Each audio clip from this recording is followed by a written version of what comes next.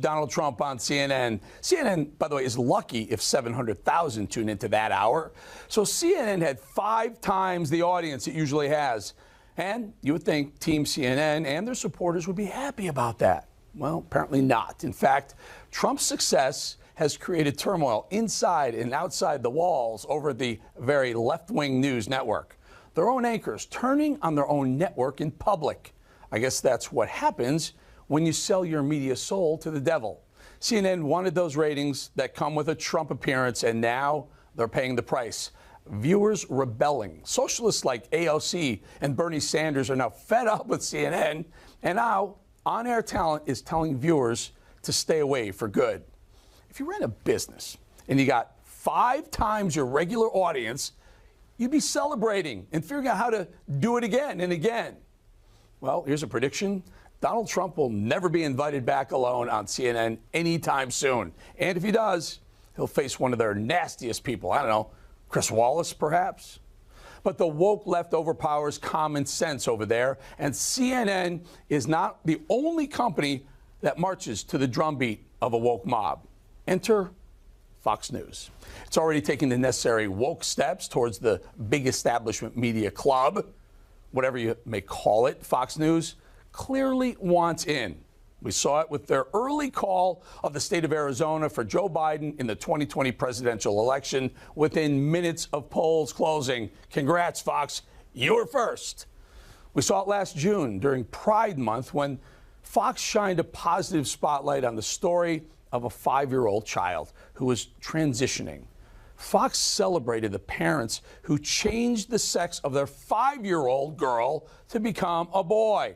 The mother, Fox reported, even said she knew before her child could speak that it wanted to be a boy. When these values are celebrated, it's no surprise when one of America's most respected conservatives, Tucker Carlson, is fired, his head chopped right off in public. Millions of Fox viewers are shocked. The rug was suddenly pulled out from under them without any real justification or explanation. Fox News viewers felt betrayed. Now people are voting with their TV remotes, turning off Fox News in big numbers. Meanwhile, the balance is up for more than 200% since that happened, and we're up for the challenge to keep you. Rupert Murdoch has made it clear he doesn't want Donald Trump as president. He recently said he wants Fox to turn Trump into a non-person. And former Speaker Paul Ryan also hates Trump and sits on the board of directors at Fox. And many of the Murdoch kids have little use for Donald Trump. James Murdoch, for example, has said he'll control Fox when his 92-year-old father passes. The liberal and woke James spent $20 million to stop Trump's re-election in 2020. That's the future for Fox. And make no mistake about it, CNN is woke too. Bringing in Donald Trump for an evening doesn't change that. The town hall was such a debacle that they ended it 20 minutes early. It was a massive win for Donald Trump. They saw it coming, so they cut it.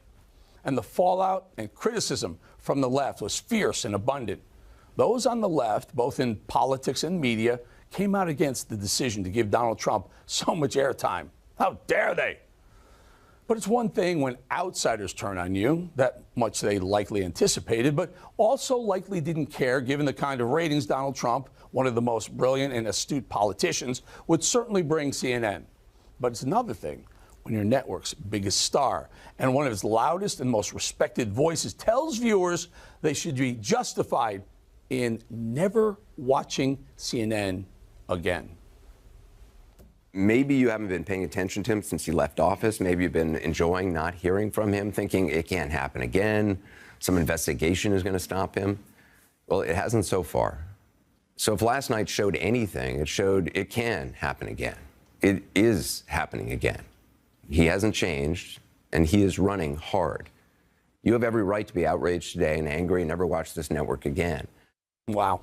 Some are saying Anderson Cooper should be fired for saying such things, but it seems Anderson Cooper is just voicing what everyone who works there was thinking and feeling. CNN CEO Chris Licht wouldn't stop saying how much he enjoyed the town hall. No doubt, for Chris, those ratings were quite a boon. And remember, he's the news CEO. He doesn't represent the woke staff and the woke network. But This is a network that exalted Andrew Cuomo throughout his COVID scandals and more. A network that censored any news about Hunter Biden's laptop, and a network that continues to hide the truth about Joe Biden, his family, his family's cash from China, Romania, and Ukraine. Our nation is in crisis. We see it with Iran, with China, and here at home with our border, the collapse of our cities, and the big media spends most of their time talking about New York's inane political prosecutions and civil cases launched against who? President Trump. Well, Fox used to be a beacon of light exposing that madness, but it isn't anymore. For the past few weeks, since the firing of Tucker, Megyn Kelly says Fox has been on a jihad to destroy Tucker, to assassinate his character, the very thing that big media, including CNN, have been doing to Donald Trump for years.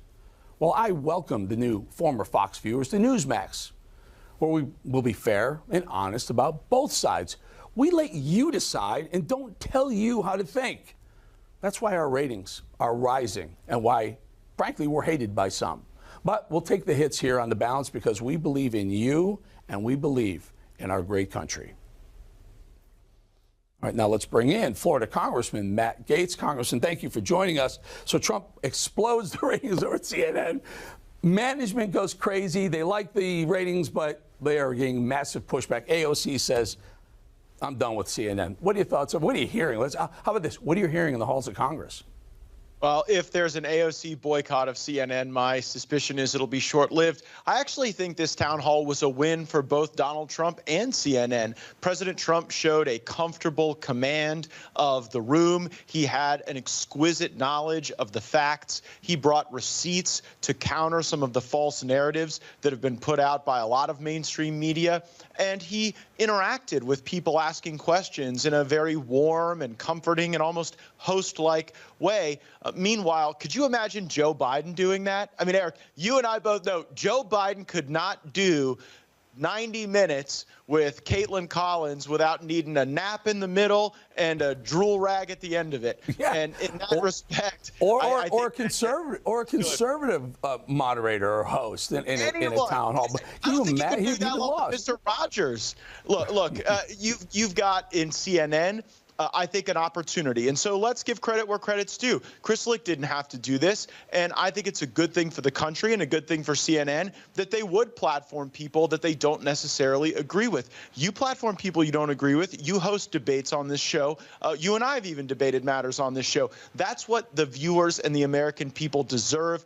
One thing I think this also shows, Donald Trump should be in these debates. If there's anyone advising President Trump to stay out of debates, I think that their argument was undermined considerably by the show he put on. Donald Trump is the greatest showman in American politics, and you've got to take the stage when you hold that mantle. You know, there's an interesting debate going on internally about those debates where, as you point out, someone from Trump camp, Donald Trump, says, I don't need to do debates. I'm winning. Why would I debate? Also, though, Fox has been given by the RNC the first and second debates, the presidential debates. So Trump may be, listen, let's be honest here, right, Matt? You and I, we both know Trump. Trump didn't do the CNN town hall for Trump because he's going to be big no matter.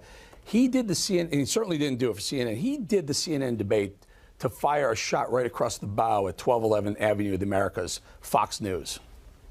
I do think that President Trump has seen his coverage constrained on Fox News. And in fact, his participation with this CNN forum, with many Newsmax forums, highlights the fact that he observes a fragmentation in corporate media right now. And you've got to go where the eyeballs are. It also shows a certain fearlessness with President Trump, where Ron DeSantis has been, I think, far more measured in only speaking to the friendliest of audiences and hosts.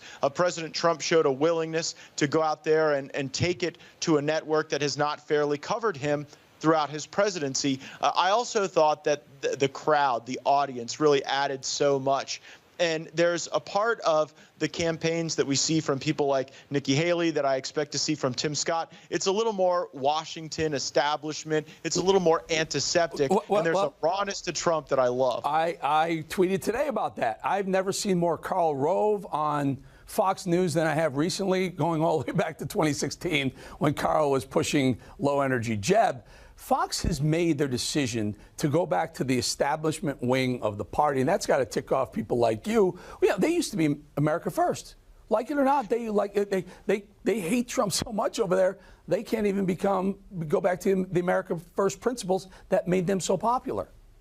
Well, when you think back to 2016, President Trump really was omnipresent, from Fox News to even Morning Joe and MSNBC. Right. And that made it so hard for other campaigns to even break through. I mean, Marco Rubio has said to me since then, gosh, even when the field drew more narrow, I didn't have an opportunity to even break through and tell my story because everybody was covering Trump all the time. You talk in your monologue about this desire from Fox News to turn away from Trump, but I think that would be at their own peril because their viewers are interested in the former president's campaign and the ideas he's putting forward. And, look, Eric, one thing you and I know about the media business is that if you don't like it, just wait about 20 minutes and it'll probably change. I don't know that any of these dogmas or ideologies from executives in New York are set in stone.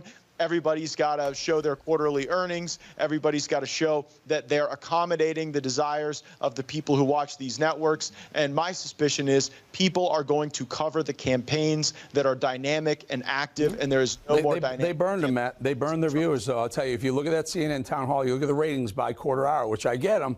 When Trump was on CNN, they exploded on CNN. That was obvious, and they just crashed on Fox, and they never went back to Fox afterwards.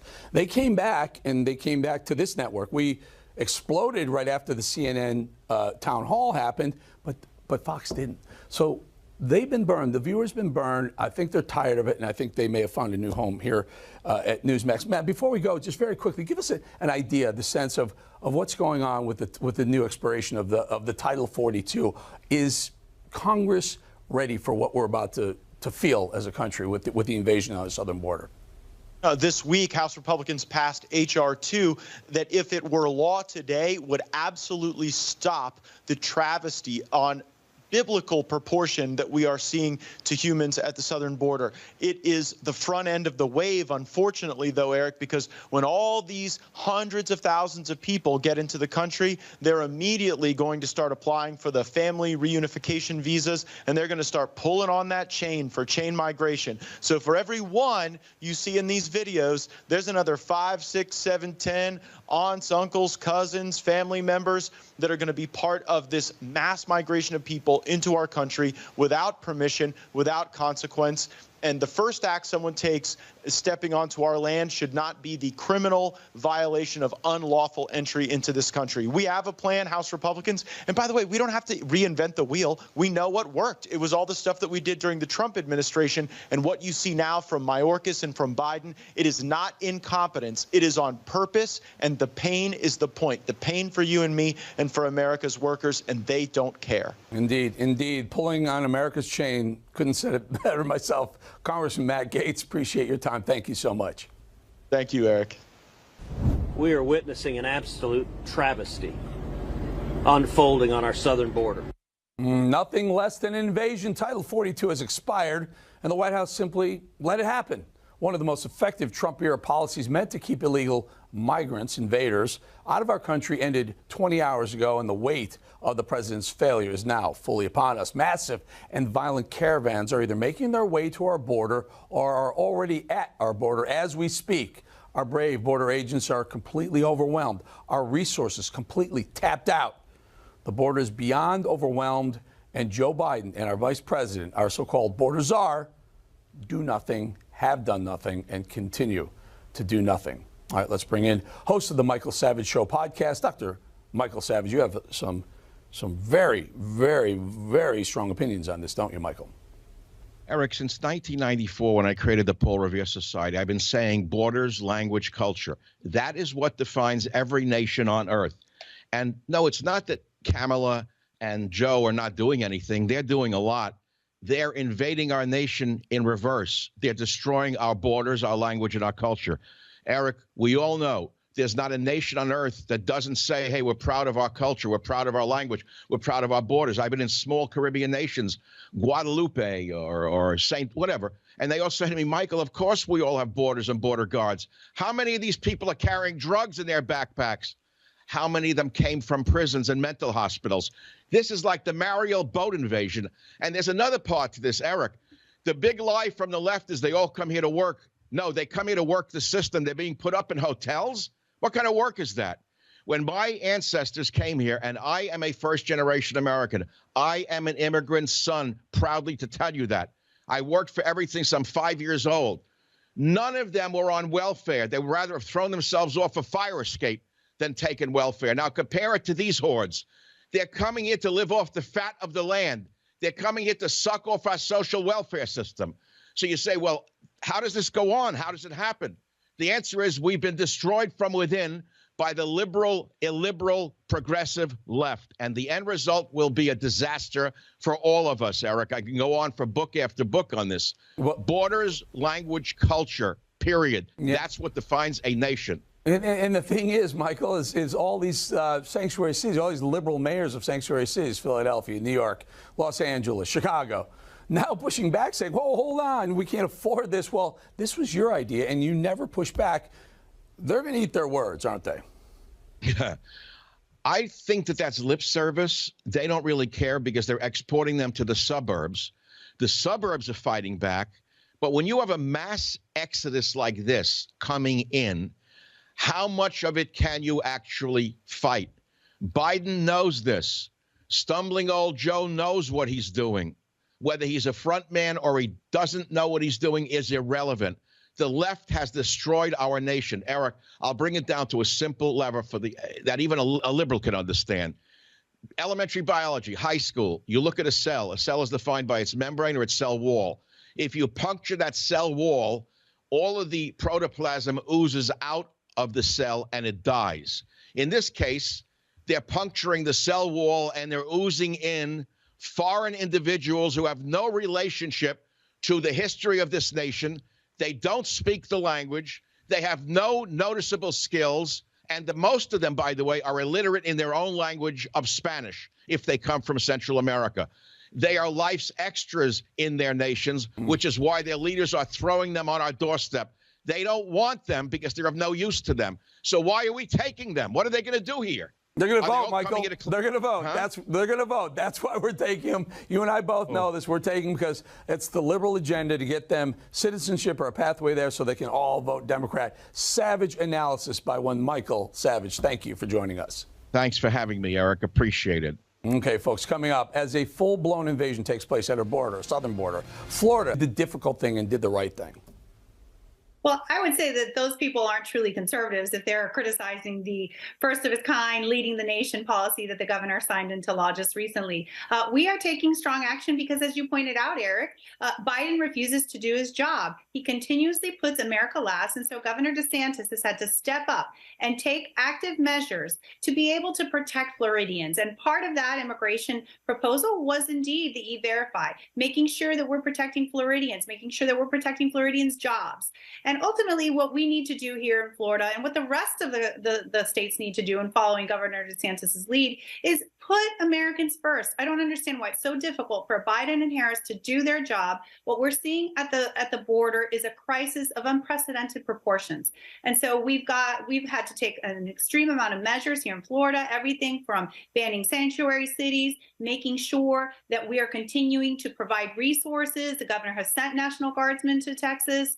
We continue to deal with the issue of human smuggling, human trafficking. We have set up our own interdiction unit that's constantly going along our 12,000 miles of highway. And we've been able to put real measures in place. Unfortunately, Biden refuses to put America first. Yep. He refuses to do his job. We had Governor Greg Abbott last night on the show saying the exact same thing. And governors of border states and states really who are going to be affected by immigration, illegal immigration, are forced to fight back where the feds won't. Clearly because they believe, I believe that let them in because eventually they become Democrat voters. Lieutenant Governor Jeanette Nunez of Florida, can you tell us where, the sniping going back and forth with Governor DeSantis and Disney stands? Well, I don't necessarily think it's sniping. I think it's good public policy. We're not going to stand around and let one corporation have unique privileges, special privileges that do not extend to other corporations. And so not only did they wade into politics because of their woke agenda, because of their woke CEO that wants to control Florida from California, the governor took real action. And what we're seeing is that we have a new board, their board at the 11th hour, under very interesting circumstances, decided to try to upend what the legislature had passed. And so we're not going to stand for a corporation trying to flex their muscle, no matter how big they are, no matter how many people they employ. They cannot use that as a bargaining tool to be able to say that they should have these special rights, these special privileges. So we're always going to do what's right for the people of Florida. We're always going to protect the interests, not just of a corporation in particular. We feel that there should be a level playing field, and we want all of our corporations to do the right thing, but they don't have the right to upend the law. They don't have the right to try to use their influence to get an outcome that they want that benefits their bottom line. Yeah, I know. I took my little nieces to Universal Studios this past weekend, and we drove right past Disney. But you really see the massive amount of real estate and infrastructure they have. They can't move. They really can't move, and they're nuts to be messing with Governor DeSantis. Lieutenant Governor Jeanette Nunez, thank you for joining us. Thank you, Eric. Okay, folks, coming up, New York City sent a clear message today. If you see a crime taking place or someone in need, don't do a thing, because if you do, you may end up in jail. Up next, former Army Ranger Jake Paquette victim Elizabeth Gomes, and Army veteran, former NFL player, and host of the Jake Paquette Show and podcast, Jake Paquette, join me now. Elizabeth, if you don't mind, first of all, we're sorry about what happened to you, and it's just horrendous. We've played that over and over again. Please tell us about that fateful encounter, if you don't mind. You know, it still repeats every day. When I look at myself, I still see the same action of this guy beating me, and, you know, it's too much to deal with. Like, every day, it just replays, and then now seeing what's going on, it's so sad. Like, I'm so sad to see what's happening, because all I wanted was someone to defend me that day. And it's so sad for me to think of it now, that if somebody would have actually stepped in, I probably would have made that person go to jail for trying to defend me. So that is exactly what we're talking about. We put you two together because, Jake, you say more people should we've been preaching that on the show for a long time. What's happened in Biden's America over the last couple of years, where people are watching victims like Ms. Gomes get beat up or in the subway, and we just watch it happen. But Jake, you say it's time for people to step up. Well, what's happening with Daniel Penny in New York City is a national disgrace. As we just discussed on this segment, there is an epidemic of violent crime in these blue cities, and it is fomented purposely by these woke left-wing radical DAs who are funded by George Soros and other left-wing radical groups. And this is precisely the point. It is to unleash a narco-tyranny, tyranny on good law-abiding Americans, and anarchy on those who want to do us harm. And so Daniel Penny, look, he is a Marine veteran. He raised his right hand and served in a Marine infantry unit. I'm a former Army infantryman myself. Look, I look at Daniel Penny and I think, there but for the grace of God go I. The same, a duty and honor and sense of action, of masculine virtues that made him serve in the armed forces, in the military, compelled him to step in and subdue a violent, deranged bum with a rap sheet of 40 felonies. This guy had been arrested 40 prior times. He had beaten an elderly woman. He had attempted to kidnap a 7-year-old girl. Jordan Neely, the deceased, got exactly what he deserved. And it is so sick. It makes me absolutely infuriated to see what's happening to a good man like Daniel Penny, who stepped up when law enforcement and these woke left-wing radical prosecutors, these woke left-wing blue city governments, when they would not do their job, Daniel Penny stepped in, and for that, he's getting the inside of a jail cell. Yeah, and let's take a look at the full screen graph of the convictions and prosecutions. They've plunged under Soros-funded DA Alvin Bragg. Alvin Bragg has reduced felonies down to misdemeanors on something like 52% of the time. There it is right there, that last one. And so when you see that, Ms. Gomes, does that tick you off? Because what that says is to criminals, go ahead, attack another Ms. Gomes in the subway, because there's a good chance, a 50% chance you're going to get off. Right, that's exactly what he's saying. That's exactly what Avin Brad is saying from the moment he even let these criminals out in the street. It's like, who cares about the hardworking people that's going to work? Because I'm still shocked that what happened to me didn't even create a protest or even people trying to speak up about the crimes. Instead, it gets shoved underneath the rug, talking about we're safe out here and we're making these things up. But yet, Penny showed it right there when he had to defend a bunch of people in the train. Oh, so what we're showing right here, and I want to...